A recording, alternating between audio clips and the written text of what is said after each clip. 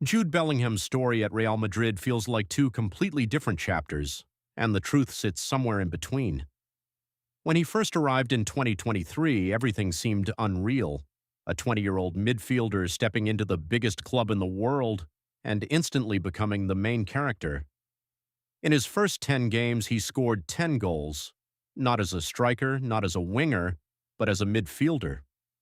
He scored late winners, decided El Clasico, and carried Real Madrid in moments where the team had no answers.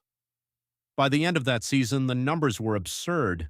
Over 20 goals, multiple assists, La Liga champion, Champions League winner, and even part of Ballon d'Or conversations before turning 21.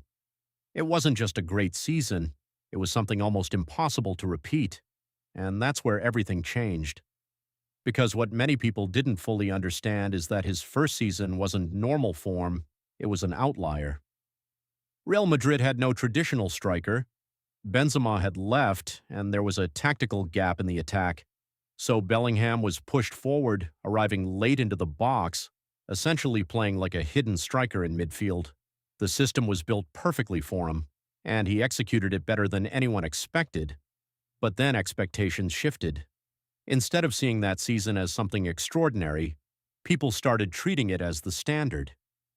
So when the goals slowed down, the narrative didn't become, "this is normal," it became, "he's declining." Then came the biggest change, Kylian Mbappe's arrival.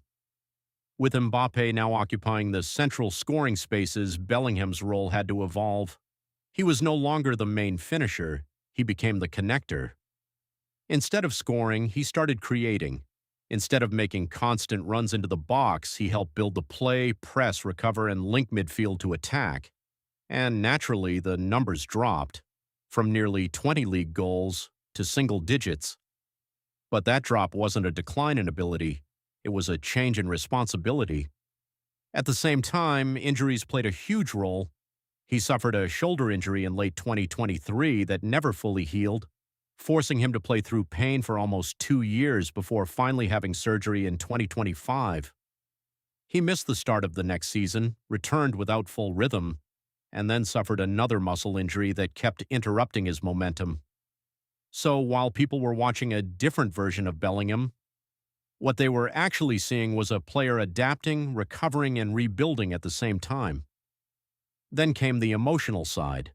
Frustration started to show on the pitch. Arguments with referees, reactions to substitutions, visible intensity. And in football, perception changes quickly. When you're scoring winners, that passion is called leadership. When the goals stop, it becomes attitude problems.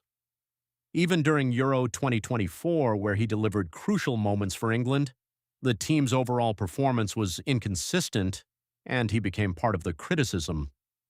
Suddenly, the narrative had flipped from golden boy to question mark. But here's the reality. This wasn't a simple fall-off. It was everything happening at once. A tactical change, a new superstar teammate, injuries affecting rhythm, and growing expectations from the media and fans. And at the same time, Real Madrid itself was struggling. By 2026, the team was no longer dominating. They were out of the Champions League, behind in La Liga, and dealing with injuries across the squad. And when a team struggles, every player gets judged more harshly. But if you look closely, Bellingham didn't become worse. He became different. He evolved from a goal-scoring phenomenon into a complete midfielder. A player who connects the game, supports both defense and attack, and adapts to what the team needs. The real mistake people make is comparing him to the impossible version of himself from his first season, because that version was never meant to last forever. Jude Bellingham didn't fall off. Football just caught up and forced him to grow. And the truth is, that version of him, the complete one, might be even more important in the long run.